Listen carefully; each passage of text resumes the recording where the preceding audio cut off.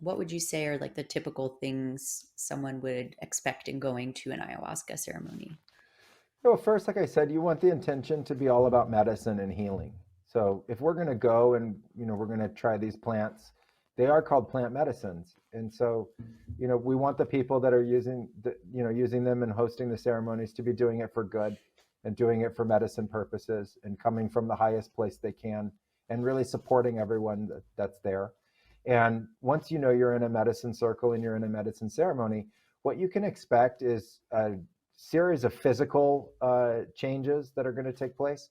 Anywhere from 10 minutes to 30 minutes into the ceremony, you're going to start to feel a warming in the body and then maybe even a cooling. And then you can get really hot. So temperature fluctuations really normal.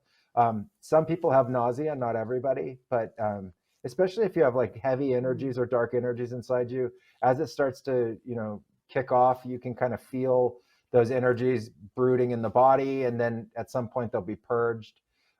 You can also, start to feel like really shaky and kind of like you're dematerializing, and you can kind of find that you're breathing harder, and a lot of that comes from the way that you're using breath. So you always want to use a calming breath to help Mm. center yourself and really think of it as like a really deep meditative journey. Um, and then you can start to see pixelation in the space all around you. And then from the pixelation, it can start to take shape and form, like different kinds of sacred geometry and really beautiful and immaculate patterning. That can ultimately become very dense and multi-D. And some people see that it starts to swirl and start to move. Depending on the ceremony, if they're using traditional instruments, typically your vision will pulsate or move with the instruments that are being played. If there are people that are there chanting and guiding the ceremony, you'll see them guiding and directing different kinds of energy. And it's really amazing because of how lucid you become. You can really feel the energy, and then the visions turn on. And I think that has a lot to do with what you're going through. A lot of people experience really Mm. intense memories. A lot of other people have unbelievably psychedelic kinds of visions. You can start to experience the nature around you becoming very alive.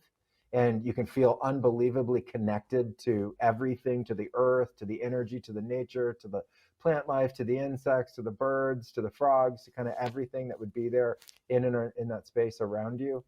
Um, Typically people will purge, and so that can be an Mm-hmm. energetic release or it can be a physical release. When you purge physically, you typically vomit. Some people also Right. go to the bathroom, which is okay. I mean, it's another kind of purge.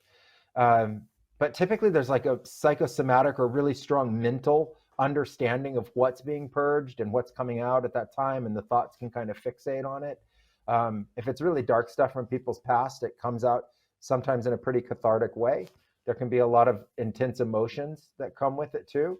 And the ayahuasca is known as a real healing plant for the mind and for the brain itself. And so while the mind and the brain's being worked on, you can have really fast thoughts. Lots of people say that they have, more thoughts, or they were thinking faster than they ever had in their life. We always tell people to center in their heart when they're Mm. going through that part of the experience, to really ground in the heart, really go to their deepest place of love, so that they can just let the mind go Mm-hmm. and let the plants work on the mind. And then typically Mm-hmm. at some point there's a peak in the experience, and at that moment it can be really otherworldly. People talk about seeing all different kinds of entities, all different kinds of beings, or really going out of body into these otherworldly kind of experiences. Some people think of it as like a real lucid dream state as well. And then typically incredible bliss comes towards the end of the ceremony, like Mm. unbelievable love, unconditional love, divine love, source love, bliss. All these relationships that you have get healed. You see people beyond the physical to their energy and who they really are, kind of like soul or spirit. And you can really repair an unbelievable number of relationships through that process. And then in that bliss state, it's really beautiful. It's really calm. It's sublime and ecstatic, and most people don't even want to leave it. They're like, oh my gosh, if we could stay in this state of consciousness forever, it would be amazing.